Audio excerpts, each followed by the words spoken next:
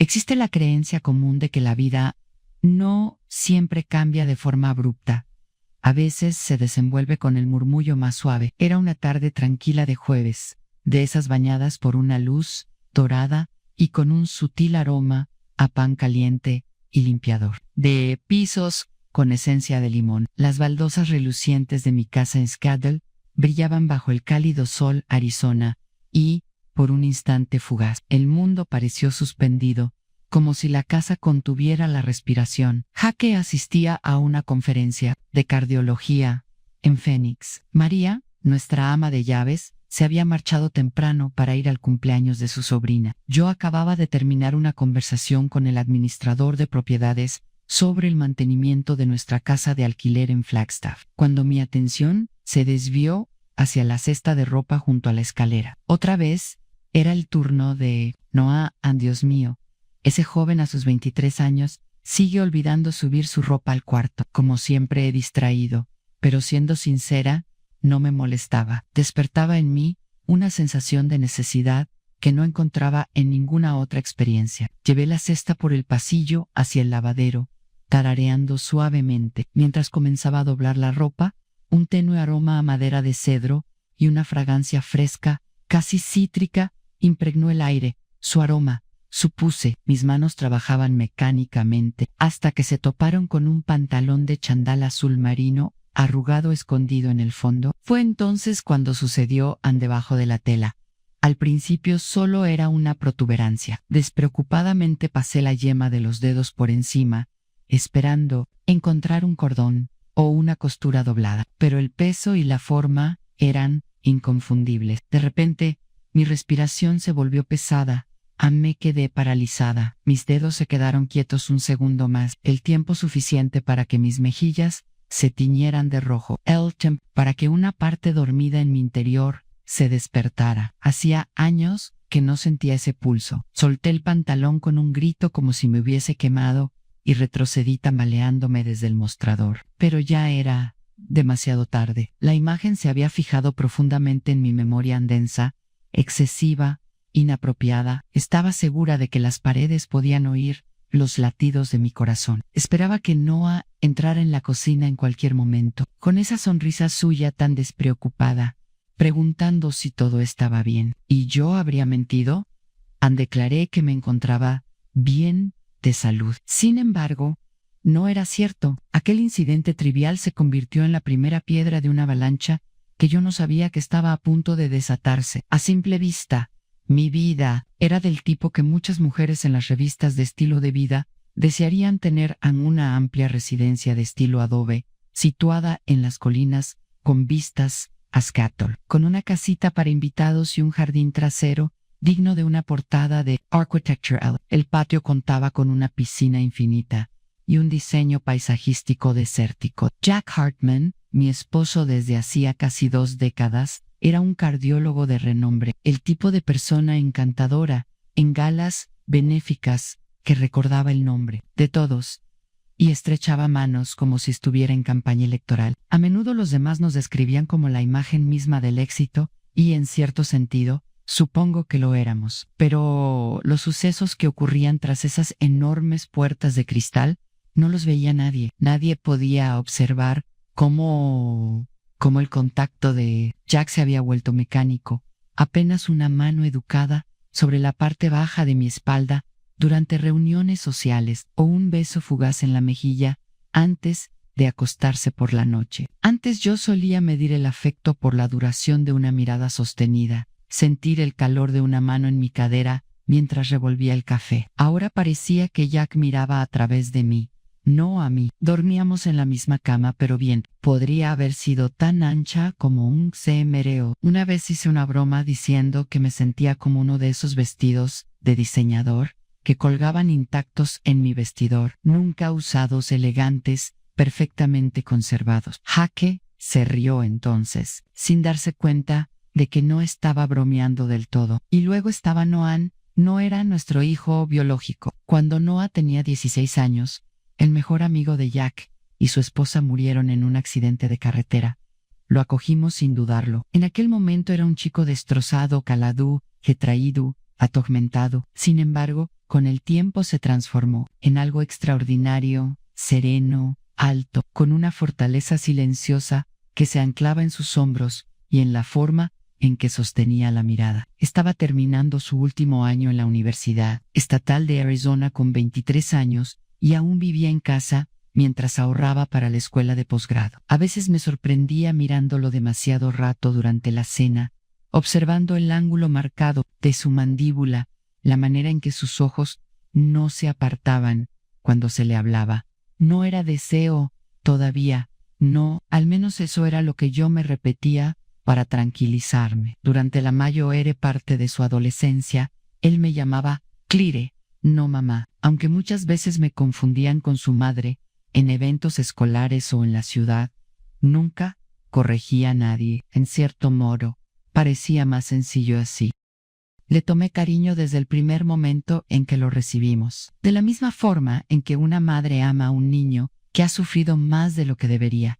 Le cocinaba sus platos preferidos, le recordaba tomar su medicación para la alergia, le daba un beso en la frente cuando se iba a clase. Estaba bajo mi cuidado, no por obligación, sino por algo más profundo. Sin embargo, algo había empezado a cambiar. No fue algo repentino, entró en silencio, como el otoño que llega y reemplaza al verano, sin que nadie note que las hojas ya comienzan a caer. Su voz se volvió más grave. Sus hombros se ensancharon. Las chicas comenzaron a acercarse. Al principio, las ignoraba con una risa. Luego dejó de mencionarlas, se volvió más reservado, no distante, solo cauto. Parecía cargar con un peso demasiado grande para su edad, como si algo se hubiese roto dentro de él. Pero no era ese joven el que vivía bajo nuestro techo, el que dejaba los zapatos olvidados en la entrada, el que aún usaba su taza abollada del instituto, la que tenía el logo descolorido de ASU. Me convencía a mí misma de que solo era una etapa, hormonas quizás, o pena, un tipo de duelo extraño tardío por una vida que yo creía tener, pero no funcionaba. Se instaló en mí terca y en silencio, como esas flores silvestres del desierto que brotan entre las grietas del pavimento. Lo vi reírse con algo en su teléfono, la forma en que las comisuras de sus ojos se arrugaban. Lo sentía con claridad. Ese dolor hermoso y terrible que me explotaba en el pecho me resultaba insoportable. Lo deseaba y odiaba el hecho de desearlo. Tanto, pero el deseo no era lo peor. Por primera vez en años me sentía viva. No era solo físico, aunque también lo era. Ese murmullo bajo que recorría mis venas, esa conciencia aguda de cada terminación nerviosa. Pero, más que nada, me sentía vista. No me miraba no a través de mí, como lo hacía Jaque desde hacía años, sino Hashi a mí, como si yo aún fuera una mujer, no solo una compañera, no una pieza más acumulando polvo en una casa perfectamente ordenada. En su presencia yo no era invisible, y eso me aterraba más que cualquier otra cosa, porque cada parte lógica de mí me suplicaba que lo apagara, que retrocediera, que lo protegiera y que me protegiera a mí misma. Pero no lo hice. Dudé, le permití crecer, y cada noche, mientras yacía junto a un hombre que no me tocaba desde hacía meses, mirando el ventilador girar lentamente sobre mí, una frase callada resonaba en mi mente, tan suave como una confesión y tan filosa como una cuchilla. Habría sido prudente alejarme, pero no lo hice. Todo cambió. Esa noche Jaque estaba fuera otra vez. Otra conferencia. Esta vez en San Diego. La casa parecía extrañamente silenciosa. El viento barría las colinas del desierto susurrando entre los arbustos secos como una canción de cuna. Me serví media copa de chardena, lo suficiente para aliviar el silencio. Era casi medianoche cuando lo oí, el leve murmullo del agua corriendo desde el piso de arriba. Creía que Noah ya se había acostado, pero el pasillo del piso superior resonaba con el sonido suave de la ducha. Entonces lo vi. La puerta del baño no estaba completamente cerrada, apenas entreabierta. El vapor se deslizaba por la rendija como una cinta delgada, cálida y tentadora. Habría sido sensato dar marcha atrás. Ahora lo sé, pero mis pies comenzaron a moverse. Antes de que el juicio pudiera detenerlos. Caminé por el pasillo con la copa de vino aún en la mano. Las frías bajo mis pies descalzos me provocaron un escalofrío. Me repetía que no estaba espiando, solo estaba comprobando, asegurándome de que todo estuviera bien. Pero entonces lo vi a través del espejo empañado. No estaba bajo la ducha. El agua caía sobre las líneas marcadas de su espalda. Sus hombros estaban tensos, una mano apoyada firmemente contra los azulejos, mientras la otra se movía con una urgencia lenta y frustrada. Tenía la cabeza baja, los labios entreabiertos, la respiración atrapada en su garganta. Me quedé paralizada. No tenía intención de mirar, pero lo hice. No fue por mucho tiempo, solo lo suficiente para que una sensación profunda y antigua despertara en mi interior. Y entonces él miró directamente al espejo, como si un hilo invisible nos hubiera conectado de pronto. Sus ojos atravesaron la niebla y la distancia hasta encontrar los míos. Ninguno de los dos se movió. Se estiraron hasta lo imposible. En su expresión cambió. Primero fue confusión, luego comprensión y después algo más, algo sin procesar. No podía respirar. No podía apartar la mirada. Apreté con fuerza el tallo de la copa entre mis dedos. Entonces, en medio del pesado silencio del pasillo y el murmullo constante del agua, él habló. Su voz era apenas un suspiro casi inaudible. Claire, solo mi nombre, pero algo dentro de mí se rompió. Retrocedí con el corazón, golpeando como un tambor en mis oídos. Más tarde me convencí de que no había significado nada, una simple observación, un error, pero no fue así. Ese instante exacto, esos pocos segundos robados entre el vapor y el silencio, fue cuando todo empezó a desmoronarse. La noche siguiente, estaba en la cocina enjuagando la misma copa de vino de la noche anterior, esa que no había sido capaz de guardar. El sol se escondía detrás de las montañas McDowell y el cielo de Arizona se teñía de rojo y rosa. El suave zumbido del lavavajillas era el único sonido en la casa. Él no hizo ruido al acercarse, solo percibí un cambio sutil en el aire y el crujido tenue del suelo de madera detrás de mí. Claire, su voz fue suave, con una incertidumbre que se arrastraba por cada sílaba. Aún tenía el paño de cocina en la mano cuando me giré lentamente.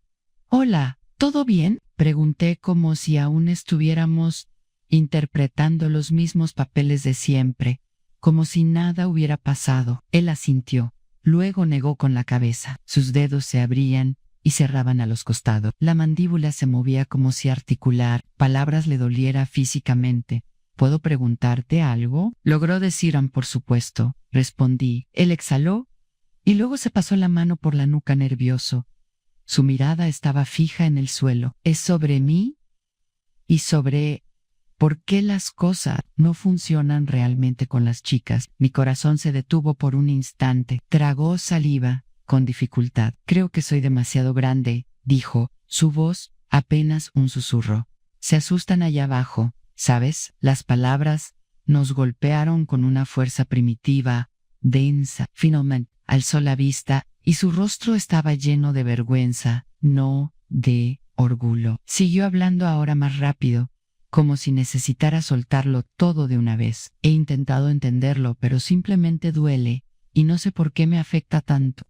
¿Cómo respirar por un momento?». Era una confesión tan profunda que no podía ser ignorada. No era el tipo de vulnerabilidad que se alivia con una palmada maternal en el hombro o con una frase vacía de consuelo. Sentí como mi pulso se aceleraba mientras daba un paso hacia él, con la voz lo más firme y suave que pude.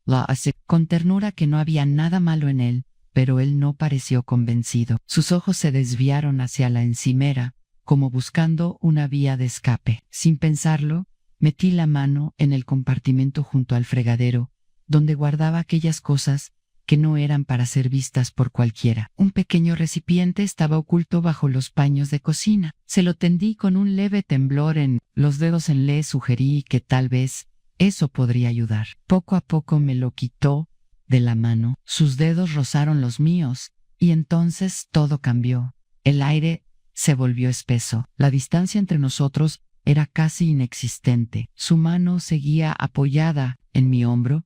A nuestras miradas se encontraron. Su nuez se movió al tragar. No sé cómo se usa, admitió en un susurro apenas audible. ¿Podrías mostrarme?, preguntó. A la habitación se torció. El aire se detuvo por un instante. Hubo un momento, un solo latido, en el que pude haber dicho que no. Debería haberlo hecho. Pero no lo hagáis. Me acerqué más. Why aunties the Q. Pudiera pronunciar la palabra alto. Sus labios tocaron los míos. Al principio suaves, gentiles, tentativos. Luego, el hambre creció. Mi toalla cayó de mi hombro. Fue atrapada por su mano, que descendió hasta la parte baja de mi espalda. No hablamos, ni siquiera intentamos justificarlo. Simplemente lo dejamos ocurrir. Y en esa cocina, bajo la luz tenue de las lámparas colgantes y el peso de todo lo que nunca nos habíamos dicho, algo dentro de ambos se liberó. No hablamos del tema durante un tiempo. Después de aquel momento, nos movíamos por la casa como si nada hubiese pasado, pero todo ya estaba hecho. Lo sentía en la forma en que su mirada se detenía más tiempo en mí, suave, delicada, no con deseo, sino con algo aún más peligroso. Empezó a enviarme más mensajes. ¿Dónde estás? Cuando vuelves a casa, me convencí de que no era nada, que todo seguía bajo control. Pero en el fondo, sabía la verdad. Había provocado una grieta dentro de él, una que sería difícil cerrar. Jack me invitó a almorzar una tarde, un gesto extremadamente raro en estos tiempos. Nos sentamos en la terraza de un pequeño bistró en el casco antiguo. Él habló de negocios. Asumí el papel sonriendo y asintiendo. Por casi una hora casi logré convencerme de que nada había cambiado. Sin embargo, no rondaba por la cocina cuando entré esa tarde. Sus ojos estaban tormentosos y la mandíbula apretada. ¿Qué tal el almuerzo?, preguntó con voz baja. Respondí con cautela. Fue agradable. Él se acercó. Sí, porque soy yo quien está viendo tu presencia. Esa noche escuché un suave golpe en la puerta de mi habitación. Debería haberle dicho que se fuera a la cama, pero no lo hice. Se deslizó bajo las sábanas, muy cerca de mí. No me tocó,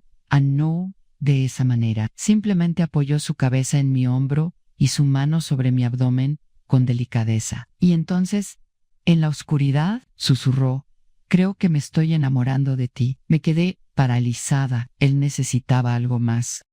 Yo solo quería sentir que pertenecía a algún lugar. Entonces comprendí que había abierto una puerta que ya no podía cerrar. La caída comenzó con un recibo. Jaque lo encontró mientras organizaba su maletín. Una factura de hotel de una noche en que él no estaba. El nombre no era el mío, era el de Noah Jaque. Deslizó el recibo sobre la mesa durante la cena de esa noche. ¿Alguna explicación de por qué Noah usa nuestra tarjeta para reservar un hotel?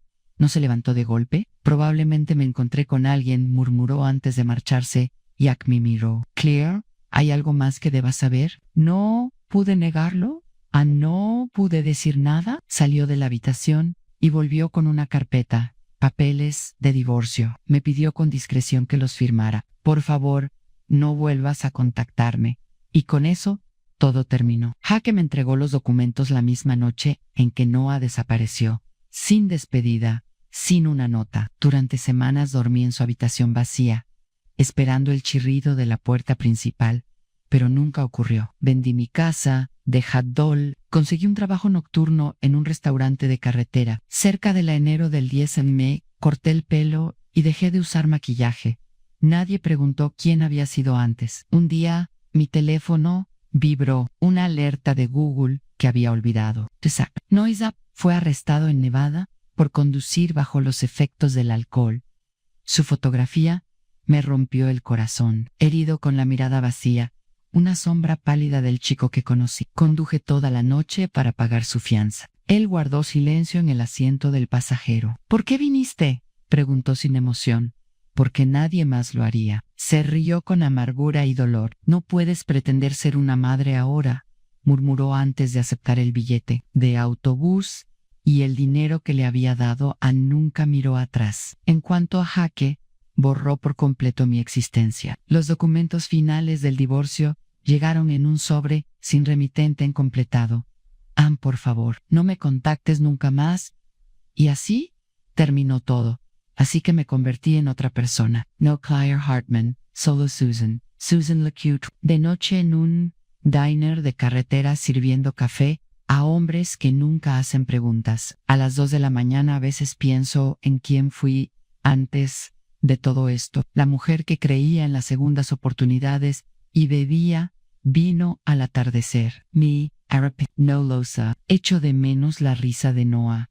Echo de menos la forma en que Jaque tarareaba mientras se afeitaba.